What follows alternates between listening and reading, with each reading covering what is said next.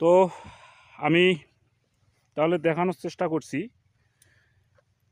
এখানে কিন্তু মাটিতে শশা লাগানো আছে।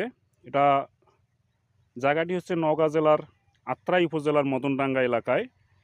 এখানে শহীদুল ভাইয়ের জমিতে আমি এটা দেখাবো এবং গাছের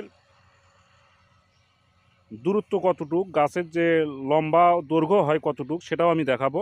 আর বেড থেকে বেডের দূরত্ব, সিঙ্গেল বেডে কিভাবে করতে হয়, সিঙ্গেল বেড করলে সেটা কোন দিক থেকে কোন দিকে বেড করতে হয় এবং কতটুক দৈর্ঘ্য দিতে হয়, আমি এই বিষয়টা আজকে পরিষ্কার করে দেখাবো। আপনারা ভিডিওটা অবশ্যই শেষ পর্যন্ত দেখবেন।